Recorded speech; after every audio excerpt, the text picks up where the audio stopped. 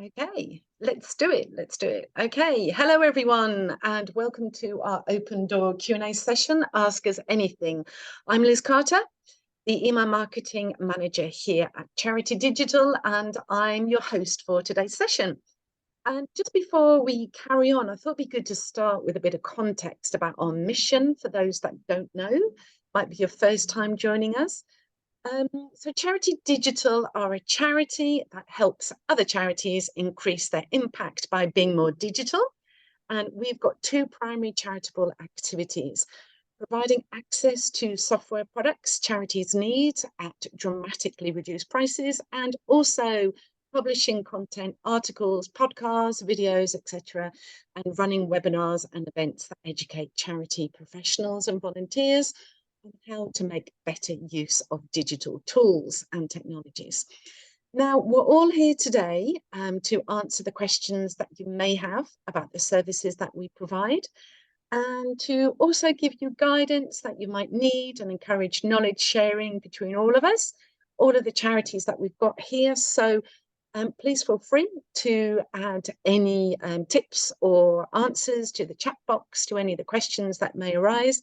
And we just love sharing amongst the community. We learn such a lot from each other. So please feel free to use the chat as much as you want. I'm just going to introduce our team members. We've got Joel, and then he's going to move over to James. Thanks, Liz. Hi, everyone. Thanks for joining us. Yeah, my name's Joel Hogan. I am the programs manager here at Charity Digital.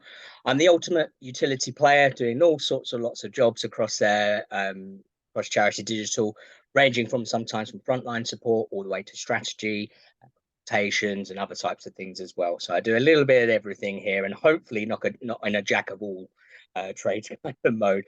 But yeah, that's a little bit of me. And over to you, James. Hi everyone, I'm James from Charity Digital. I'm the e-commerce manager. I'm primarily here today sort of working along in the background, so just making sure that your questions get answered, and then afterwards we'll turn all the questions and answers into an article which will be sent round, and we'll also send around the recording. So that's sort of my job here today. Brilliant, thank you. So before we just continue, I just would like to, as James has mentioned, that he's going to put everything together, but remind you that this webinar is being recorded, and the recording with the subtitles, the slides, and the supporting resources will be made available to you over the next coming days. So keep an eye on your inbox. And as I mentioned about the questions, don't forget to pop them in the chat box. And we have received some questions in advance. Many thanks to those that have submitted these. So we will run first of all through these questions, and then we'll go through the questions that you will pop in the chat. So once the session ends, or if you do need to pop off any earlier before we finish, you will be prompted for feedback, and we'd love to hear your thoughts on how we can continue to help your organisation. So please spare a few minutes to share your thoughts, give us your feedback. And yeah, that just helps us to know how we can improve our sessions for you in the future. So let's get cracking. And without further ado, I'll make a start with the first pre-submitted question that we've had from Susan from Advocacy West Wales, and says the following. Following support for Office 19 with 365 ending after October, what alternative affordable options would best suit a mid-sized organisation? And Joel, I'm going to ask you that. Yeah, of course. So moving to a 365 subscription these days is actually now a more affordable option compared to what you may have previously purchased in terms of Office on-premise or desktop products, the ones which you download to a specific device. So in the past, there was a lot of good charitable offers for that, but now there's some great affordable offers for Microsoft 365, including an option with downloadable apps. So that means you won't necessarily need the option of running 365 and something like Office 2019 in your case, or Office 23 in another version. So you won't need to have them side by side. There's many good options. A really popular one, and one that's great value for money, is a Microsoft Cloud subscription called Microsoft 365 Business Premium. So it includes everything that you'd expect in an Office package. So all of your typical apps, such as your Word, Excel, PowerPoint, obviously Outlook as well. Comes with your features that you do expect with 365 now, such as OneDrive, SharePoint, Teams, amongst other things. As well as part of this subscription, you also get a little bit of extra security as well, in the form of something called Enterprise Mobility and Security, which will include Windows Defender, which is a great form of email protection. And with Enterprise Mobility and Security also comes with Intune. So it provides you some good device management, which is particularly great if you're working across multiple devices from one single license, and also if you're doing that remotely as well.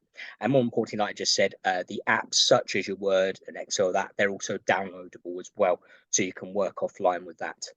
We have an option on that, just a shameless self-plug there, but we can provide you the first 10 of those licenses with a basic support service at 90 pence per user per month there. So if you take all 10 out, then it's just under £11 per month for all 10 users there. But yeah, there's plenty of other options out there, and it's something that I'm more than happy to help you out with. So after today, if you want to reach out to us or reach out to me, I'll be more than happy to go through your options for you. Fantastic. Thank you, Joel. And don't forget to look in the chat, because there are links being posted in there.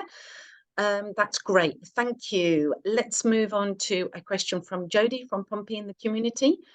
Do you have any suggestions for the best CRM and email nurture journey systems that are low cost or free? So, Jody, I'm going to answer this for you. Yeah, please take a look at our article posted in April regarding best CRM systems. We also did a podcast about choosing the right CRM. Yeah, it's linked on this page, and many CRMs have a free option, such as HubSpot or Zoho or Zapier as well. And there are some really recent articles on CRMs on volunteers that you might find helpful. There is a complete guide to volunteer management. There's best CRM systems for charities, and they're going to be placed in the chat just now. And also, everyone, please note that you can purchase and explore Donor Perfect on our Charity Digital Exchange catalogue. So that's really definitely something to look at as well. And I hope that has helped you. Let's move on, and let's have a question from Susan from Kirklees Youth Alliance. And Susan is asking the following: how do I go about sourcing the perfect CRM system to meet our needs in the community youth sector? As an umbrella group for youth organisations, and with our main function being to support those organisations to deliver high quality youth work to young people, I need a system that I can have oversight of, but the individual organisations have their own private access to. We need something to register young people at young provision, complete attendance monitoring, monitor progress and achievements of young people, record staff training and DBS checks. I could do with additional functionality around recording customer inquiries, so I can capture all the advice and guidance we give. Now, again, this is a CRM question, CRM, sorry. So check out our guide to choosing the right CRM. And that's under Charity Digital, and that's the topics, an easy guide to choosing a CRM system. Salesforce is great if you have the funds or personnel to implement and train with it. For small charities, I think Joel and James would really back me up on this. We would recommend Donor Perfect or Begin by Soho. And please feel free to take a look at the resources also that we've been mentioning there. Joel, did you want to add anything to that, or do you think that I've covered most of it? Yeah, you've mostly covered that as well. I mean, like I said, for the smaller charities, depending on how many records that you have, something like Donor Perfect or Begin, which is an offshoot of Zoho, are really great choices. One of my favorite features about Donor Perfect is that it has an automated gift aid claims section, which I know can sort of create a lot of paperwork, so you can actually automate that. So that's not something that's built into the Donor Perfect system, which some charities might find useful. Yeah, Brilliant. Yeah, that's a really good point. Thank you, Joel. Thank you. So our next question is, what IT managers are available for free who can assist charities in decision making, who do not have an on-site expert and who outsource their IT? Joel, I think you'll be best fitted to answer this one. Thank you. Sure. I would say your main starting point would be to contact Digital Candle. So they provide a free consultation to charities to help them out with their digital needs. So they'll be able to put you in touch with the right person, or in many cases, if they don't have someone immediately available, they will source someone to help you out that particular inquiry for you. So a link has gone up there for Digital Candle. Like I said, it's a free consultation just to really help you get started and help you point in the right direction in terms of things like decision making and other things to really increase the impact of your charity from an operational standpoint of view. So yeah, Digital Candle. Brilliant. Digital Candle. Thank you, Joel. And thanks, James, for sticking the link in there. Joel, I'm going to ask you another question as well. What cloud-based H&S systems that are not expensive are available, where everything related to H&S can be kept, including policies, procedures, RAs, SOPs, templates with drop-down menus for RAs to make it easier for the not so proficient in RA's database that sends reminders to document owners that the RA is due for renewal? Sure. Yeah. So I saw this question in advance. So just to clarify, so there aren't any specific health and safety systems out there for non-profits or charities. So H&S health and safety systems for those with us today that are not. There are no non-profit offers out there for them. Well, from what I found, at least anyway. However, if you are looking for software, and that's not just for health and safety, but for any organization you're looking for software from, always ask them for if there is a non-profit discount available, as not all software companies or hardware companies for that matter actively advertise non-profit pricing. A starting point for you is you might want to look at softwareadvice.co.uk. They have an interesting directory and comparisons on this topic, so you might want to check that out as well. Yeah, sorry I couldn't give you more information on that. It's just not something that's really in the non-profit sector as something that comes up very often. Okay. Yeah. Hugo in the chat has said that he's been looking into this. Going direct to BrightSafe looks good, and they gave a cheap quote. Excellent. So great. Thank you, Hugo. Thanks. Really good. Joel, I'm going to keep with you. Another question. What cloud-based facilities management systems are available that is not expensive to record PPMs, reactive statutory compliance that is easy to use and sends email updates to the person who raised a reactive request? Yeah, similar to the above, it's again, not many. I haven't found any organisations out there that specifically provide non-profit or charity offers on that particular type of system. However, you may want to check out a couple of offers that I was able to briefly see from Cams.risk, Hyperproof, and Audit Prodigy as some starting points. Again, as I mentioned a few moments ago, just make sure you ask these organisations to see if a non-profit discount is available. So hopefully there's a couple of starting points from you. And yeah, ask if there's a non-profit price. Okay, brilliant. Thank you, Joel. Okay, I am going to move on to another preemptive question from Fiona at Isabel Hospice. What software can we access for free? Really great question. First thing I would say is take a look at our website about free software available for charities. Adobe Express is by far our most popular free resource, which you can use to design amazing creations for your website and social media, and it offers social media scheduling as well. And there's links going up in the chat as I speak. You can also get a free charity domain, and James is going to pop a link for that in there, so where you can claim a free charity domain, which is great. And also we have a free resource hub, which is fantastic and contains free software alongside discount codes charities can access.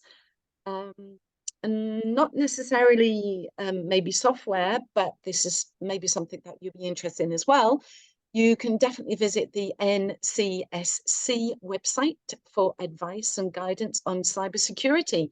They do provide useful free tools as well as great information too. Joel, I don't know whether there's any add-ons that you can say. Yeah, I mean, a lot of them are including some of the links, but yeah, you've got there's a free access to the service of Fiverr, which is great for outsourcing freelancers. So it's quite common for charities to maybe look for one-off projects, whether it's designing something, but maybe not necessarily employ someone on a long-term basis to do that. So Fiverr, there's a great free offer. You can sign up for that, and you actually get a discount off your first sort of recruitment on that. I think it's 20% off the first one as well. So that's something to take advantage of as well. And yeah, there's lots of different free sort of tools, not just software, but tools out there. Yeah, the webinar I mentioned earlier is something that I presented as well. So it's a huge, there's a great article which accompanies the webinar, which goes into depth about the types of free software that's available, discounted software or tools and things like that. Advice as well, like I briefly mentioned, digital candle earlier, that could be a good starting point as well. So yeah, that's probably what I'd mainly add for that one. Brilliant. Amazing. Thank you, Joel. Thank you. Okay, we have another question submitted from ICO UK. Zoom have automatically renewed our annual subscription at full price. Can I cancel it and buy a new subscription with a charity discount? Joel, that's definitely. Yeah. So the answer is yes, but before cancelling, make sure you go through a cancellation process with Zoom and just check what the refund is like as well. You wouldn't want to. I'm not sure how the refund structure works with Zoom, if you're eligible for a full refund or part refund or something like that. But the last thing you would want to do is be refunded in part and then come back to us for a discount code and then end up paying more anyway in the first sense. So that's the first point. Just make sure you get your cancellation right first. So our discount code can be applied to Zoom accounts without an existing paid subscription. So yes, you can't have a paid subscription. So it'd either have to be a brand new Zoom account or like an expired Zoom account, which doesn't have any paid subscription on this. Please note that so Charity Digital, what important point is that we provide a Zoom discount code, not the subscription itself. So what that means is that you would pay Charity Digital for a discount code, and then you'd pay a further fee to Zoom for the subscription itself, albeit at a discounted rate, obviously using our discount code. Okay, brilliant. Yep, that's great. Right, that's the end of the questions that were submitted before our session today. So I'm going to move over to the chat questions, and please feel free to add any in there. Hugo has asked, are there good CRMs with project management built in? Really good question. Yeah, I mean, yeah, Joel, go ahead. Yeah, I mean, I mean, it's a wide question, but there are lots of good ones. Like, I mean, and good project management, I guess, comes from a point of view. We briefly touched on something like Salesforce earlier. Now, Salesforce, if you can really get a tune out of it, in terms of you have the right training or have someone that can implement it, it could be a great tool for that side of things. And that's the same for a lot of the large CRM sort of providers out there, is that if you're able to tune it right and get a good song out of it there, you can change it into a good project management side of things. So Zoho is another example of that, or Dynamics even for 365 as well. And you're probably aware that they all take a fair bit of work to really get the most out of them. So hopefully you have the resources to invest in that. We use something a little bit more basic, which has helped us a little bit. And I'm not sure if it falls fully under your typical CRM, but it has certainly helped us in some project management. It's something called Airtable as well. So that's really helped us in the way of sort of engaging and keeping track of sort of types of conversations that have been had as well. And it's really customizable as well and integrates well nicely with other tools as well, like Zapier as well for the AI kind of side of things as well. And you can make it speak to other sort of software as well, like Asana. You can link your tasks. If you set up correctly, you can link your tasks, perhaps you're keeping in Asana alongside Airtable. It's very, very customizable. So that's something a little bit left field, but could be useful. Yeah, I really love Airtable. It's so easy. And as you know, Joel, I'm not really that techie. So it's really great for me. Thank you for that. And please share your comments. If you are using a great CRM with a project management system, let us know. It'd be really good. Okay, another question. What's the best online meeting app that allows more than 1 hour duration? Obviously, you know, we've got Zoom and our Google Meet on and our Teams. But Joel, yeah, what about other online meeting apps? I know that some organizations I do work with have sort of their own that is sort of inbuilt. But yes, what do you think? Yeah, you're right. There are some organisations that have some inbuilt ones, and so far in my career, obviously online meeting has only really come to the forefront in my career, I guess, in the past sort of, 3-4 years, because of a certain necessity that happened. But before then, I didn't do too much of sort of remote online meeting in that sense. And when you go back to the typical, the typical ones of Zoom, Teams, and Google Meet. It comes down to preference. I mean, they all have their great sort of features. For example, Teams is what I like about Teams is that it's already integrated into Microsoft. You're most likely already paying for a subscription from Microsoft that has Teams included. So that's like a less cost on that side of things as well, which is really great. And I like the way that when a Teams meeting is or meetup is over, any sort of chat in there still remains in your main Teams panel, so you can you can check back on those later. Obviously, we use Zoom. What I kind of like about Zoom is that everyone has been kind of forced to get used to Zoom in the past few years. And it's really great the different types of people from all sorts of background. Most people can get around Zoom in that sense. And obviously, to get more now, you need a pay subscription of that. And yeah, it can get expensive, but like we mentioned a few moments ago, we provide a 50% discount code on Zoom. For Google, I've worked with a few partners that like Google, Google Meet. It's personally not for me. It's not my kind of style. Like, there's some things I do like about Google, and there's some things that I don't. It's probably more of an aesthetics thing, which maybe being honest, maybe I haven't really been in enough Google meetings myself to really get a full meaning out of it. But so far, I'm not as fond of it as, say, something like Zoom or Teams. Yeah, I'm not particularly that fond of it, but it really does depend on the organization, the internal structure. I was speaking to a charity recently, and they use it all the time, and they find it so useful. So yeah, like Joel has said, it really does depend on that. We've got another question. Actually, we've got 3 questions from Shamili. And the first question is, what approach should an organization take to ascertain the level of work required to ensure cyber essentials are met? Okay. Yeah, well, your first starting point would be whenever the word cybersecurity comes up, visit the National Cybersecurity Centre. They have some great content, great people working from them in terms of providing bite-sized information of implementing a cybersecurity structure. Aside from that, you should also think about the quick wins. So there's some things in cybersecurity that we might take for granted that can really help. For example, if you're using multiple devices, make sure that your software is always up to date. With something like, if Microsoft are pushing a security update on your device, something like that, update it to make sure that security is updated in that sense. Also, you might want to employ some sort of, in terms of password protections. So there's a couple of ways you can do that. So there is multi-factor or two-factor authentication for logging in. And there's also password managers as well, like Dashlane out there, which can safely store passwords. That's in the software side of things as well. Bringing back round to National Cybersecurity Centre, they work alongside organisations that can help you meet your cyber essential certification.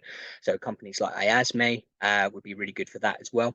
To help you get your certification. And then more importantly as well is make sure you've actually got the software to help you meet your cyber security goals as well. So make sure you've got some sort of endpoint protection. So out there, obviously there's Avast, there's Bitdefender, Norton, others out there like McAfee and Sophos as well is quite a popular one. And then you might want to look at other types of protection as well, like email protection, which is often included in your Microsoft 365 subscriptions at a certain level, which would be Windows Defender, but there are other options out there. as well. So there's a few steps for sure, but I would say the main thing to take from that is, go to the National Cybersecurity Centre, go to their website, bury yourself in that a little bit, and they will help you in terms of getting your steps in place. Yeah, that's brilliant. Thank you, Joel. There's so many valuable takeaways in that. Thank you so much. Continuing on the subject of security, the next question is, so what approach should an organization take to develop an understanding of digital security and make any recommendations for improvement? Yeah, I guess you'll firstly want to, with a project like that, you want to nominate somebody who is I guess, the project owner and the person who is solely responsible for implementing that in the organization. So that way, that person has accountability to make sure that everyone is following the correct protocols. So that person would be doing something like making sure everyone is doing their security updates. If your cybersecurity software is managed in the cloud, that person might want to be using some sort of a patch management software where they can remotely update everyone's cybersecurity software when needed as well. If you're not using something, if you're not using something cloud-based or remote, they'd have to physically go to each machine, which isn't desirable in that sense.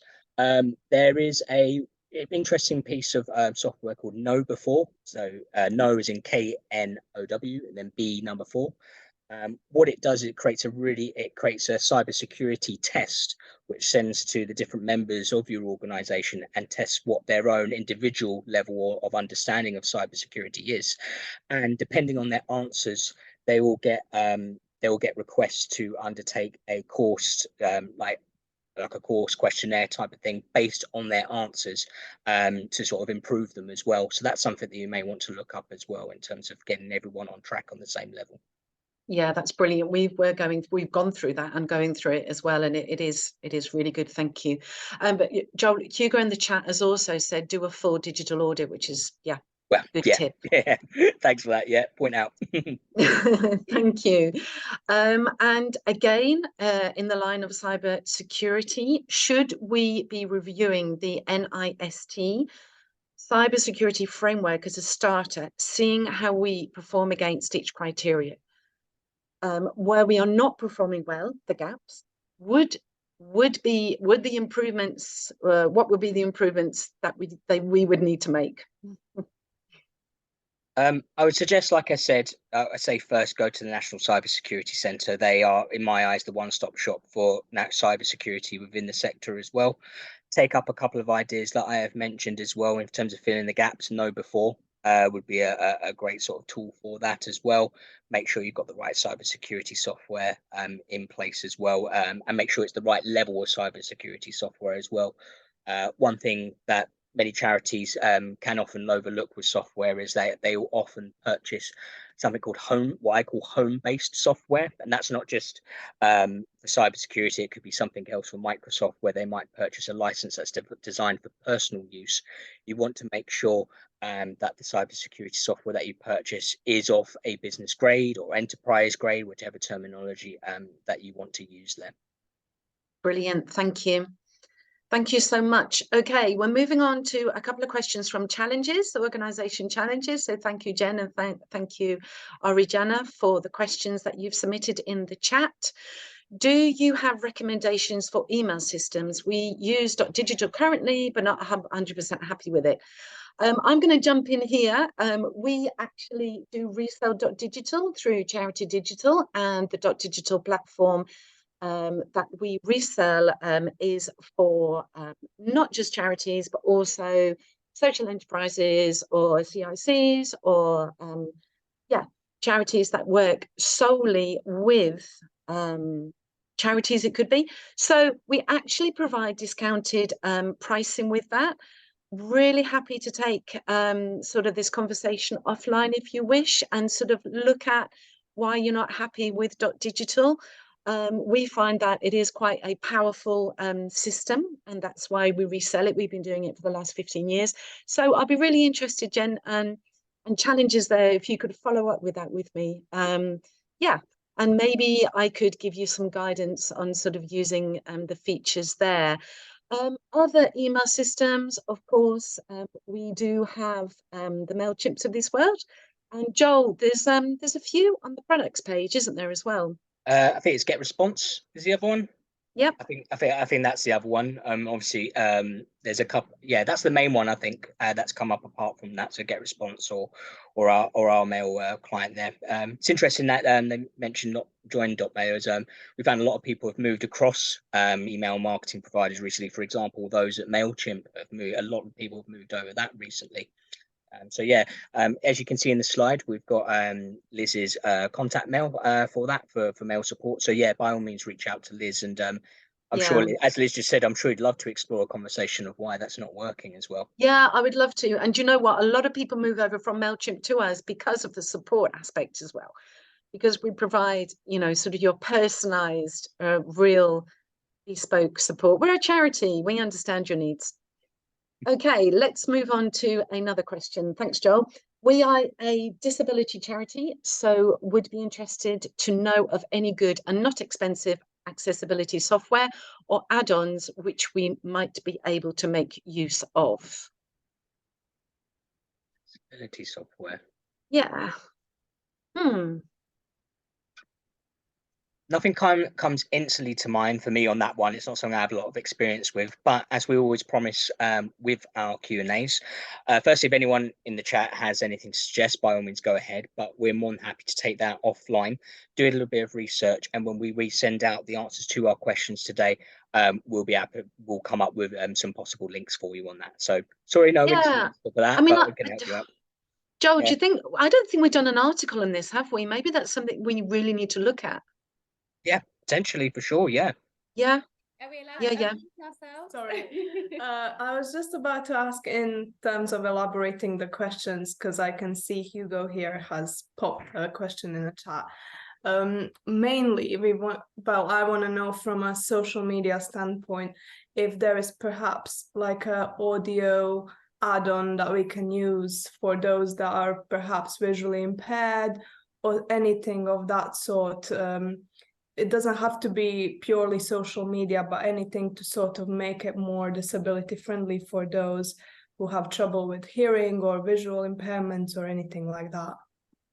One that comes up, I haven't had too much of experience for myself, but comes up somewhere. You might want to look up, I think it's Dragon software, which helps out with visually impaired as well. I'm not sure.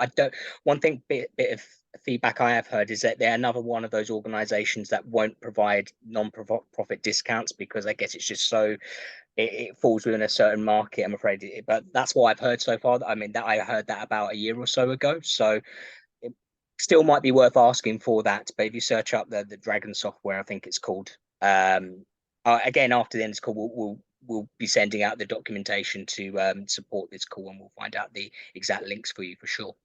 Yeah, for sure. We'll definitely look into that further for you. Good question. Fantastic. Thank you. Another question from Challenges as well. We currently use Canva for design work, but does Adobe Express have similar enhanced functionality? It does have social media scheduling, the Adobe Express, doesn't it, Joel? It does. I guess it's the one thing over Canva, although Canva might have brought that in recently, but the social media scheduling tool can definitely be a game changer. So it allows you to plan all your typical posts way in advance. So maybe you've got a Christmas post or a Halloween post, something like that. And then that gives you the time to post more reactively. So that's a great part about Adobe Express. And also I've had a few conversations with users of Canva and how quite jokingly we laughed at how everyone's social media posts, you can just tell that they use Canva now. So everyone's starting to look the same. So as an alternative, Adobe Express, I mean, I think most people know the capabilities of creation with Adobe and how it's well famous. I would say if it's not too much trouble, why don't experiment with both? I mean, Adobe Express, we provide 10 users of the premium version for free every year. So you could maybe work and coincide that and really jig up your social media so you stand out for the crowd, and hopefully not too many people hear my message, because then everyone will start looking like Adobe Express instead of Canva. Yeah. So yeah. So you can design logos, images, and everything in Adobe Express, right, John? Yeah, you can do like all that for sure. And if you've already got a Creative Cloud subscription on the way, in place already. You can really draw some things from that as well, from all your Illuminator video editing stuff as well, that you can draw that and use that towards your Adobe Express as well. Adobe Express I quite find now, since it's been released, it's a nice, it's almost like a nice doorway into Adobe Cloud as a whole. So you can start off with the features of Adobe Express, and if you really like it but want to get more out of it, you can then maybe consider taking out an Adobe Creative Cloud subscription and really take advantage of some of the creativity from that subscription. Use it towards things like social media posts and other things as well. Thank you. Sorry. No, sorry. Would you like to add anything on to that? I just wanted to follow up with sort of the Adobe Suite thing that we were talking about. I'm wondering if, I know LinkedIn Learning, for example, offers a lot of like videos on how to use specific software and stuff, but equally they're quite limited in what they have on there.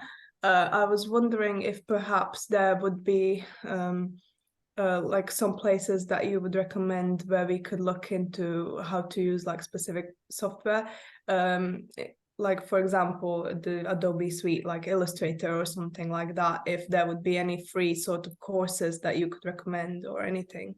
There are courses out there. There are low-cost courses provided by our partners at TechSoup, which they cover a lot of different topics. I know they've done a lot on Adobe. They've done things as well outside of Adobe, like if you're looking at sort of the Google side of things as well, if you're looking at that. So they have some really low, like some courses are like a euro, or in some, like it's like they have a really large catalog. So that might be a starting point for looking at Adobe, looking at TechSoup courses as a starting point as well.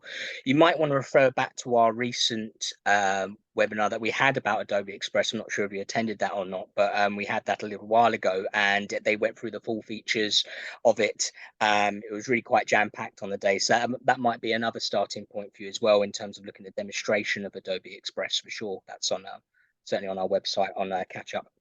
Yeah, that was a great demonstration from Adobe. Yeah. Okay. Any other questions on that before we move over to something different? Anybody like to mention anything else? No? Okay. Right. So Hugo has said, yeah, you put a link in there. Thank you for that. A link that is good for learning. Facebook is also good for knowing stuff. YouTube as Gosh, well really? is really obvious as well. It's the secret.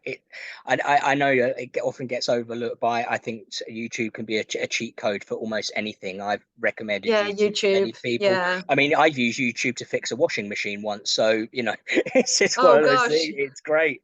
Well, YouTube is my go-to. It really is. Something breaks and I go to YouTube. Hugo, you got your hand up. What would you like to say? I'd just say that, I mean, I freelanced for a long time for loads of charities, but actually asking freelancers where they get their learning from has been incredibly useful to me over time. And like, there's a community called Freelance Heroes. You don't need to be a member on Facebook, but you can go and ask questions and they'll always answer your questions. And that's where I found loads of different places to learn stuff. It's been incredibly helpful to me over the years. And now I'm work for a charity, they'll pay for training, but there's, still there's all that option. So it's always good to go and ask around other places, but like, that community is massive, so any question, they're really good to ask because there's always someone who knows the answer. Oh, that's great. Thank you, Hugo. So that's Freelance Heroes. Amazing. Okay, that's such a good bit of advice. Thank you so much. Brilliant. Thank you. And Hugo, you actually put a question in the chat as well about the best alternatives to Hootsuite. And I mean, if anyone still wants to stick with Hootsuite, you can access free discount through Charity Digital. That definitely wasn't me. Oh, wasn't it? Sorry, that must have been somebody else. Sorry. I think that was our final question. But oh, was that your final question? Yes. That's me getting mixed up with the chats No and everything. Yeah. Joe, have you got any sort of other alternatives, do you think? Oh, the social media world, it scares me so much. But yeah, I mean, well, in the thing that in terms of where we exist, it's either the social media scheduling parts and that kind of thing, it's everyone's either going to Hootsuite or they're using the features of Adobe Express. So you're in the right area already. I mean, if you haven't taken advantage of it, there's a Hootsuite offer on our catalog to get access to discounted rates. So yeah, if you're nodding, so it sounds like you're taking advantage of that. So make sure you do that. We Those are mine haven't at the moment, but I think we definitely will. So we need to Oh, keep okay, that. excellent. Yeah, thank Yeah, you. definitely take advantage of that. And sorry, coming from a non-social media specialist, I haven't been able to fully elaborate on all the other tools out there, but Hootsuite certainly seems to be the most popular at the moment. But I do think there are features of Adobe Express, which I know you'll be exploring soon, which can also help you with that, and specifically with social media scheduling. Yeah, and if anyone else has any other advice on that, then please share it with us if you're using another alternative that you really love as well. Okay, brilliant. Just going to carry on. This is from you, Hugo. I'm sure it is. How do you do your due diligence on new software options? That's such a good question. How do we do it? The simple answer is ask our IT guy. Yes. Yeah, I mean, we work. So our head of IT civ, he's great, and any sort of software that we think about bringing on board. We always have a great mix internally of things like, yes, this can work, and then our IT manager, our head of IT, is very like, yes, but what about this and what about that? So they they come forward with the questions or reasoning, as they would say, rather than just go ahead, go ahead, go ahead.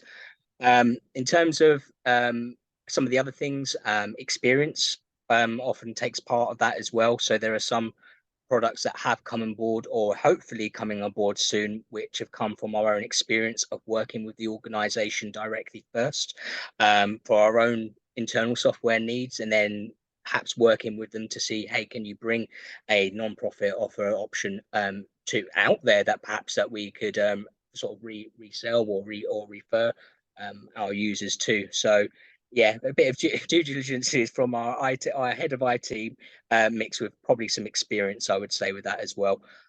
Obviously, as well is our we work with our partners at TechSoup as well, who have a big network of people out there who are sort of searching for the right types of software as well. So we often have back and forth conversations to see if a type of software would be suitable for the UK market, or sometimes we ask if there is something that they can get from us that we might have seen available to a TechSoup partner in another territory or another area. And we think, oh, we would like that. Could we bring that to the UK?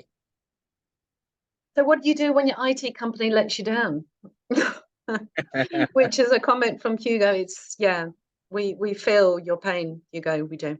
Digital Candle, I've used them. That's the third time now. go to them for some free Should advice. get commission from them, Joel. Hey, I should do. Okay, please feel free to add any more questions in. I've just had one that's sort of come direct, and I'm going to go to you, Joel, for that. So yeah, we've got a few minutes left of our session, so please feel free to ask anything else. Joel, about Microsoft Teams and taking phone calls. So we're looking to use Teams to take phone calls. We've been advised that we need a calling plan. Do we need to purchase a calling plan from Microsoft? Sure. So the answer is no, you don't need to get the calling plan directly from Microsoft, although it is certainly an option. There are organizations out there that do provide calling plans. We actually work with an organization called Class, who's available on our product catalog, and they specifically provide discounts to charities for their calling plans, and that could be self-managed or fully managed. We'd usually recommend the fully managed sort of a plan if you don't have any experts in implementing something like that in your organization.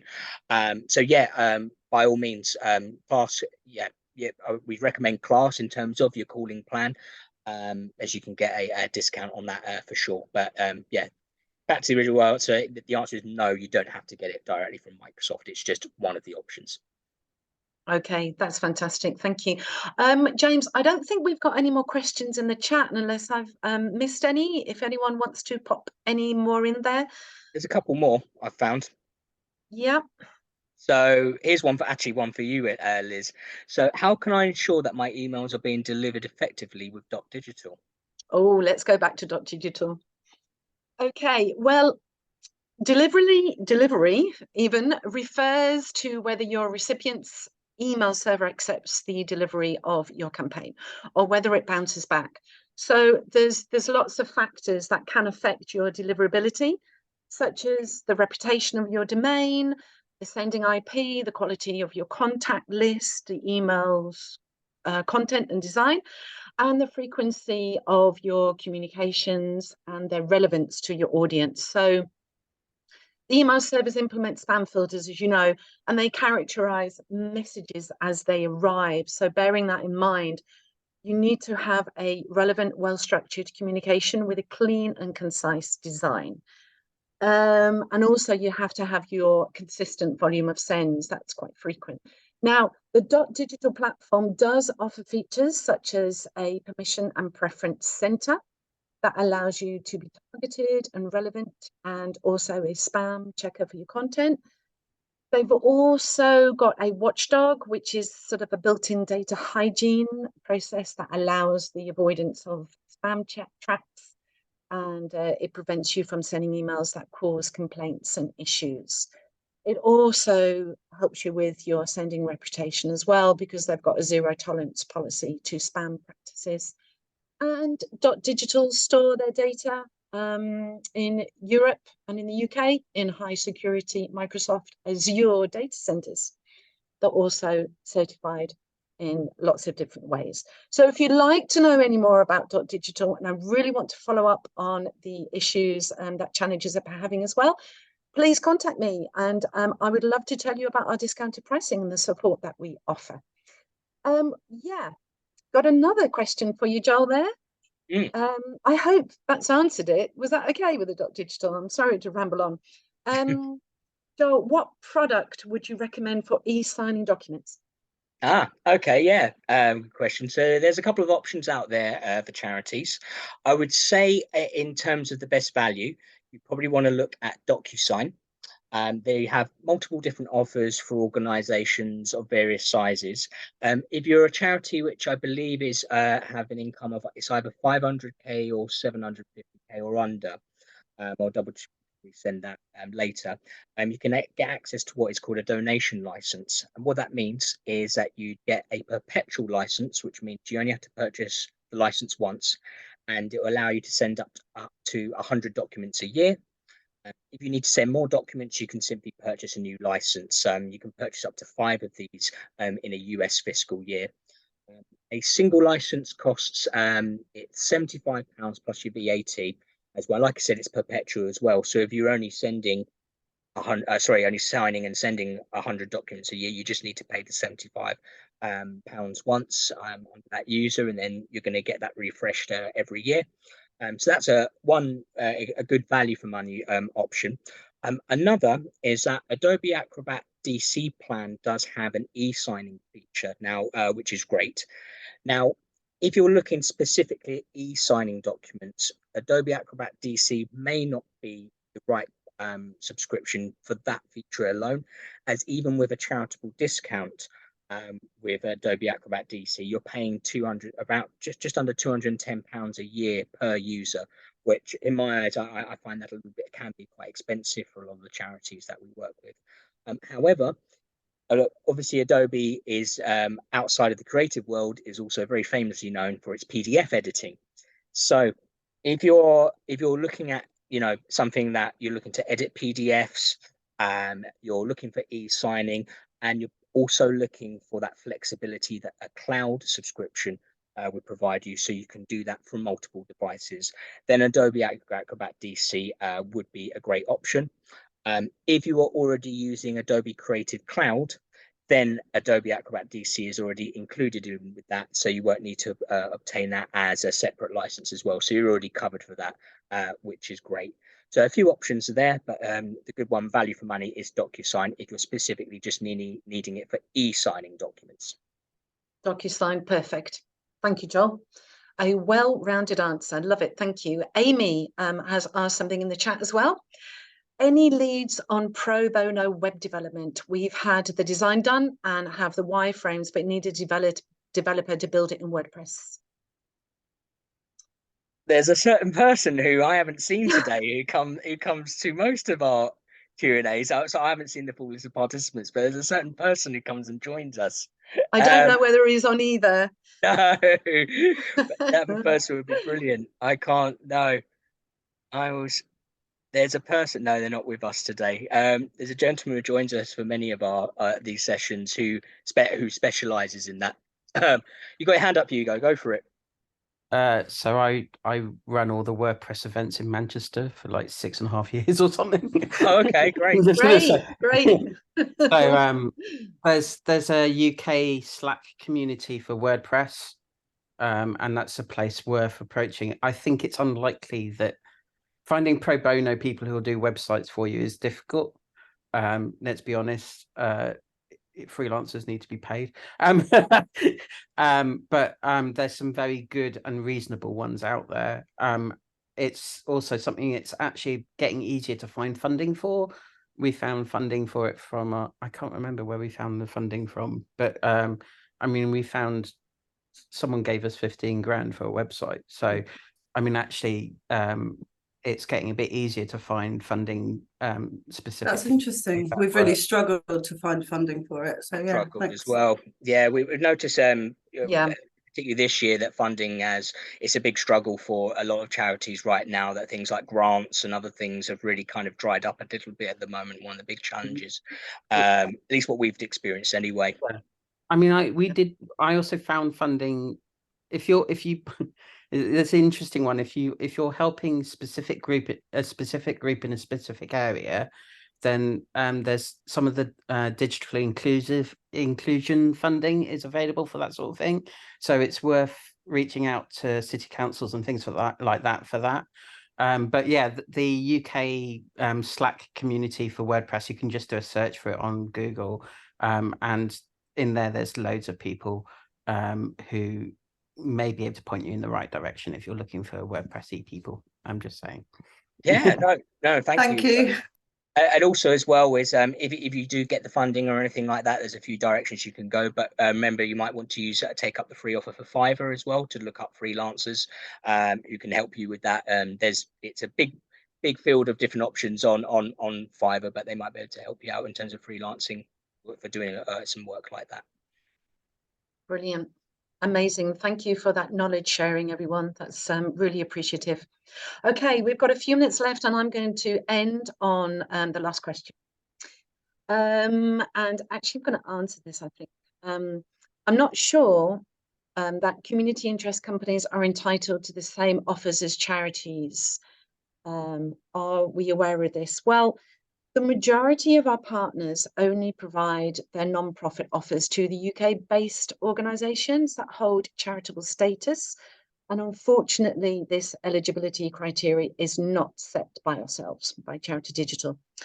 Otherwise, we would love to provide more help and services to these organisations. But in our catalogue, the CICs can purchase Advanced and obviously .digital. And you should also ensure that you're taking advantage of the lovely in-kind direct and the services that are offered by them. Joel, any other points on that? Yeah, to finish. Yeah, of course. So not just community interest companies, but other types of non-profit organisations in the UK as well. So your social enterprises, your CASCs, so community amateur sports clubs as well. In that sense, they can access some offers like you mentioned, Avast and .mailer there, and definitely take advantage of In-Kind Direct. They're an great organisation who historically they were helped founded by our king himself.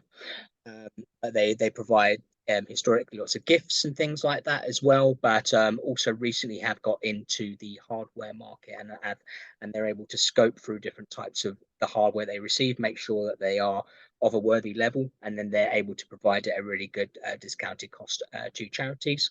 Regarding eligibility as well, yes, like you said, it is a shame that a lot of this eligibility criteria is set by our partners themselves.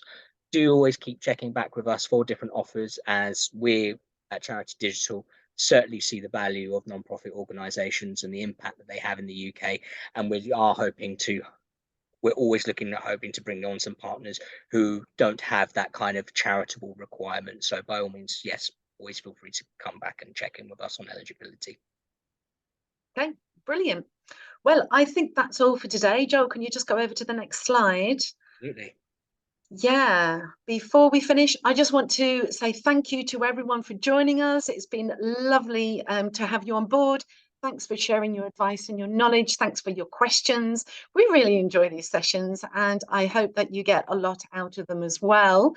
And our next webinar is how to write for social media on the 17th of August. So don't forget that you will get some feedback, and yeah, give us a good rating. It always helps us. Please fill it out. It really helps us out, Yeah. make things better. It does. It does.